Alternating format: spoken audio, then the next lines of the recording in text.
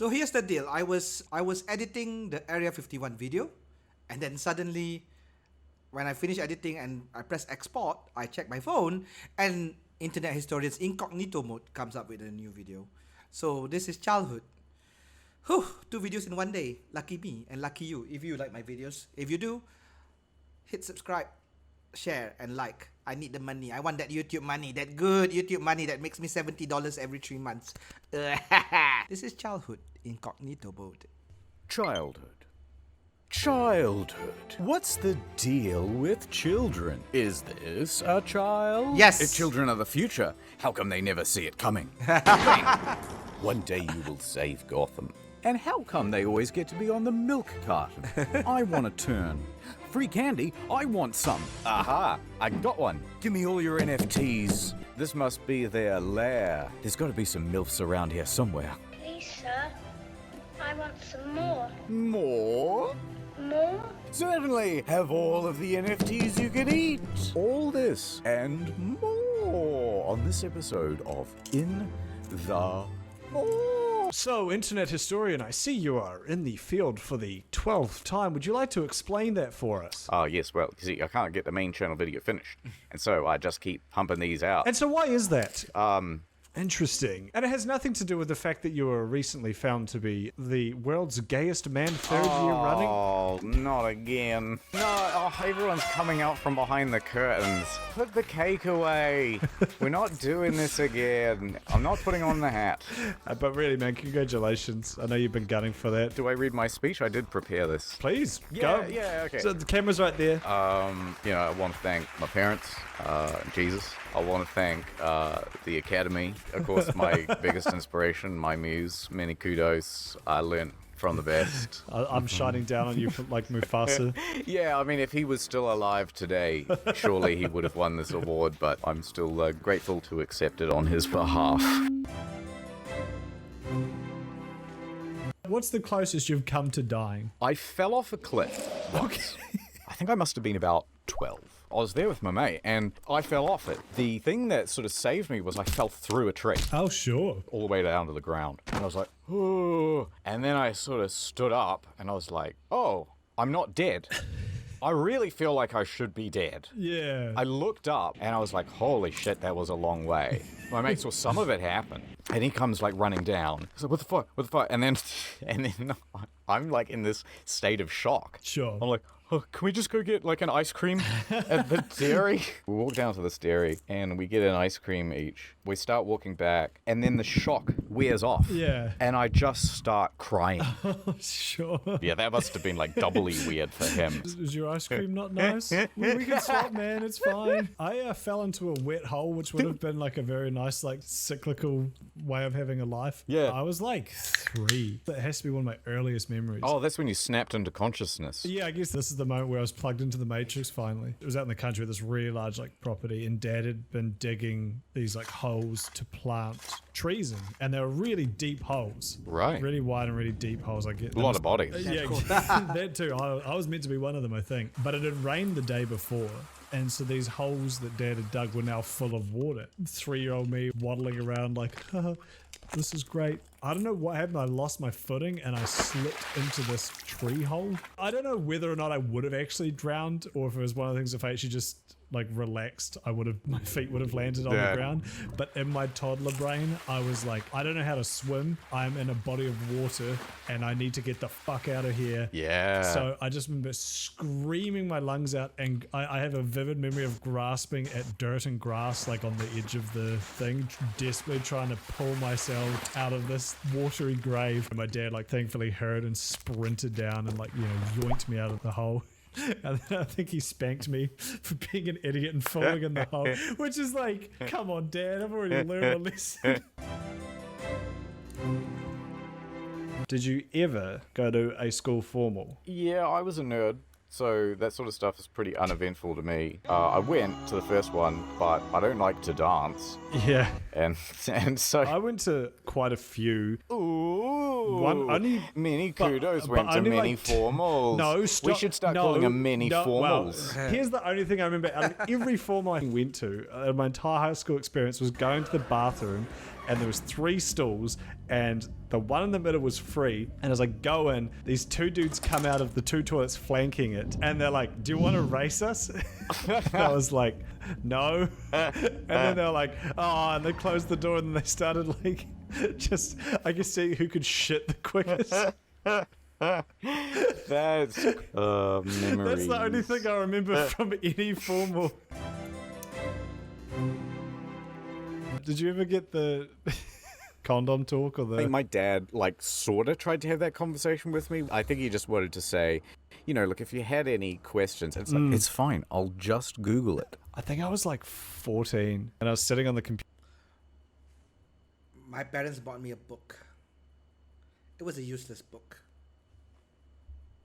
Just chilling, and mum like came over, and she's like, she had like a like a banana or a cucumber, and she's like, God. Right? I can picture it. we need to do this. And I was like, "Mum, I've already learnt it. I'm not doing this." So she sat down on the couch, right? She's lit a couple of candles. Okay, There's no some candles, no music. candles. Midday. It was very neutral. I was sitting at my computer, probably playing World of Warcraft. Right. I know you don't want to, but we need to do this. And I saw the banana or whatever it was and the condom, and I was like, Oh my god, so she put the condom in her mouth, and then "No, what? stop! It didn't happen." Let's just say maybe I wish I had learnt it again, because that could have been helpful down the line. Why? What happened? You put condoms on bananas. Well, I was putting them on my balls a lot. Turns out it's like completely the wrong place. I like the idea that you get home from the grocery and you've got this bowl full of bananas in the kitchen. You go, all right, well, I've got to keep them fresh. And so then you get out your pack of condoms, as my mum taught me to do. These banana would wrappers work. are great. I like the flavored ones. It imparts a nice chocolate flavor to the banana. Makes them real slippery, though. Ad hoc time. My name's Nordman. Welcome to a day in my life. Gotta wake up early, 2 a.m. Nord's got servers in every time zone, so you gotta be on the clock if you want to compete. Cold brew for breakfast. Air shower. Rub my teeth with some Himalayan salt. I'm ready to begin the day. Before I head to the gym, I shop around on my phone. Using Nord, I get savings on region-specific pricing. That's a tip. Stay rich. While I'm at the gym, I do sponsor reads. How about Nord? One take. Threat protection. Take your security to the next level. Blocks malware, trackers, and ads. Whee! Don't just invest in the product, invest in the company. Don't mind that, it's just my Nord FT. Nord can also do this. That's one thing they won't teach you in business school. Stay wealthy. But the most important thing, knowledge. Read at least 1 book per day. Of course, it all makes sense. 3 p.m. Time to shoot my podcast. All right, peasants, here's how to be an alpha. Sorry, no monies. Looks like the podcast is region locked. To view it, you're gonna have NordVPN, or, God forbid, live in Mexico. 6 p.m. Time for business. What's up, Jeff? How's the wife? Just heard about Amazon. Think it could be something big. You give me some stock and I'll give you a 2-year plan with a free bonus month. Well, he must have got disconnected. Now for a good night's rest. And we do it all over tomorrow.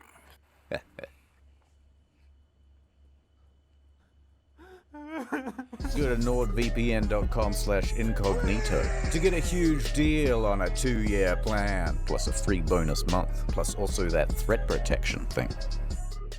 Add over. Search how is Babby formed. Fertilization. This is ridiculous. How come this channel can show cum? But you get demonetized. Yeah, exactly. Thanks, Susan. Isn't it crazy that every one of us did this? Okay, so it goes into the end of what looks like a grape. The grape surgery. This is it all grown up now. Do you feel old yet? Shut up. On their journey toward the egg. However, resident cells from the woman's immune system, mistaking the sperm for foreign invaders, destroy thousands more. Jesus. Yeah, then they put on a stupid wig. And Next, half the sperm head for the empty fallopian tube, while the other half swim toward the tube containing the unfertilized egg. Some sperm get trapped in the cilia and die. It's just a saw trap. At long last, the sperm reached the egg. So we get to the egg. All right, at least this is going to be simple, right? That is not how I imagine the egg. No, I thought it was like a big one sort of thing with just a skin on the outside, like a lychee. Yeah, exactly. This looks like a subaquatic plant. They're called creep vines. Oh, shit, yeah. Yeah. Is covered with a layer of cells called the corona radiata. Oh, don't call it that. The outer layer of the egg, the zona pellucida. Zona pellucida. It's like Just making shit up now. the Zona pellucida of 1999. It was the best damn concert I ever went to. I'm getting like survivor's guilt from like the millions of sperm that died in really comical ways. When we edit this, we'll have it with like a bunch of doing and Can like. you put rage faces on all them as well?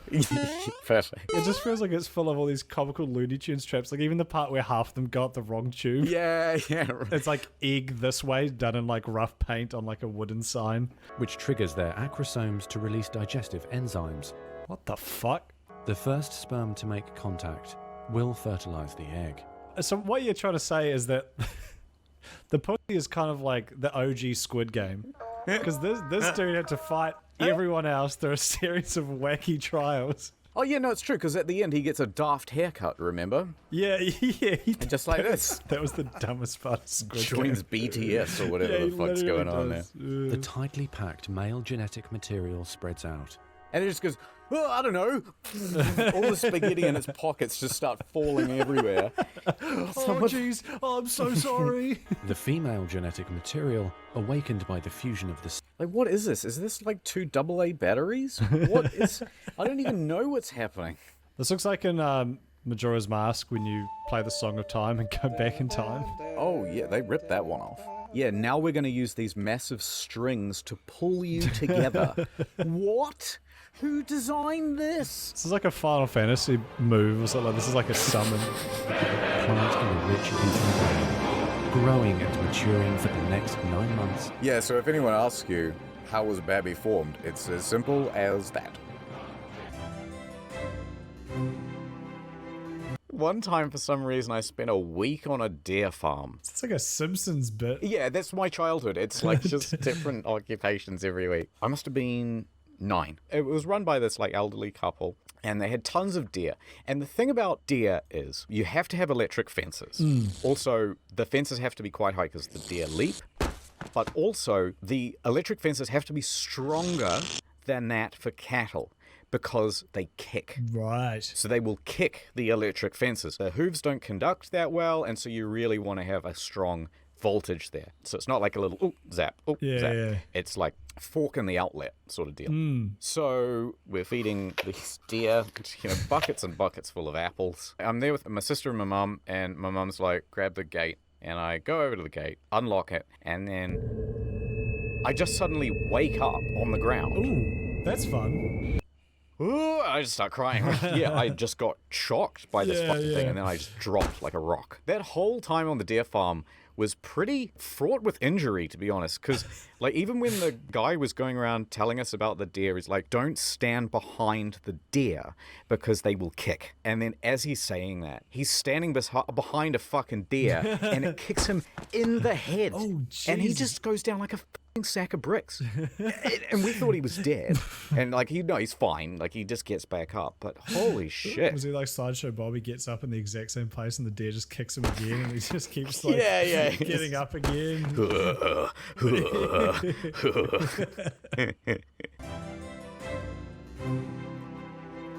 Do you remember when you learnt why certain words were bad because you accidentally said them or did them in front of your parents? Yes. When we were very young, the strongest swear word we knew, and if you said it, you would be in enormous trouble.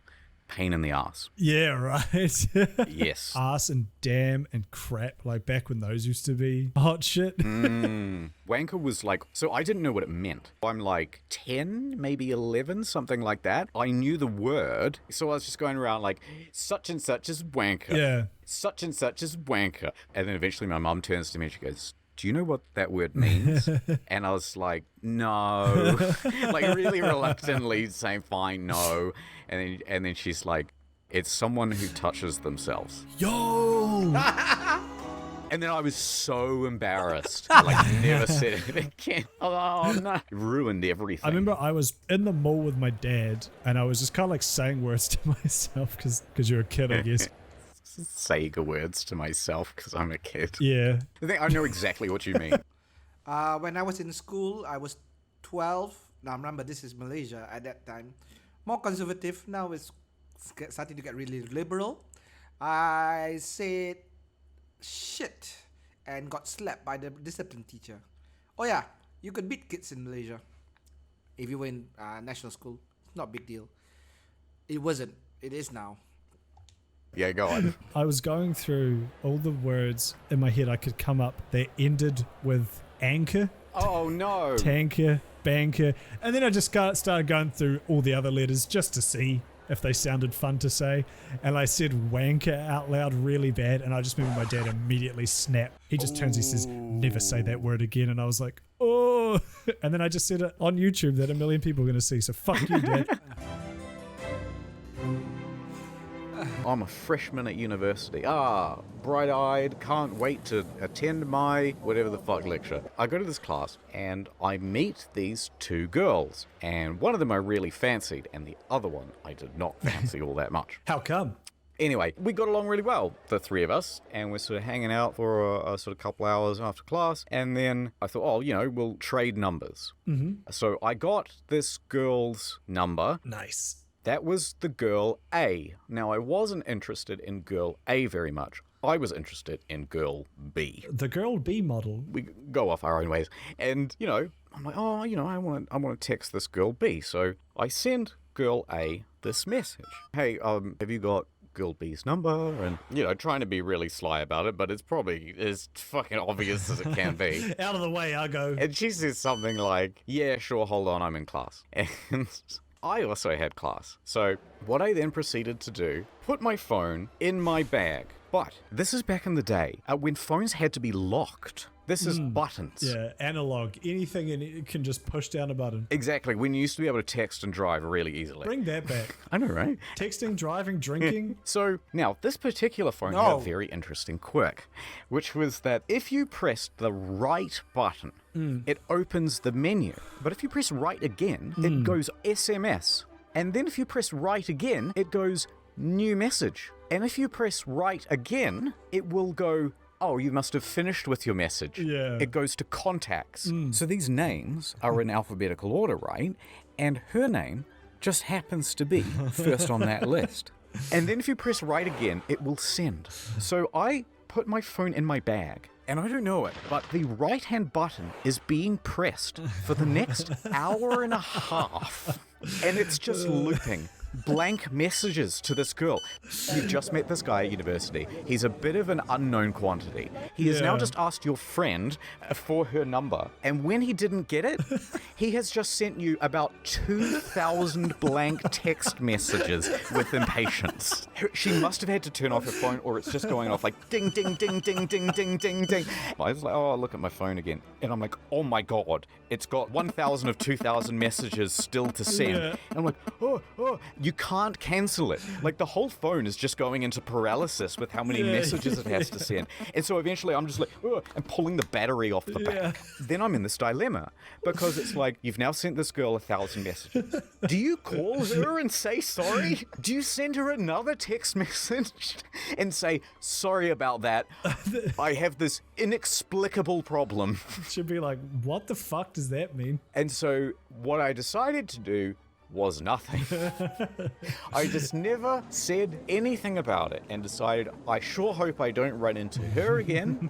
And then about 2 days later, I get a message. The message has girl B's number in it. Like, I still felt like I couldn't explain the situation, so I never did.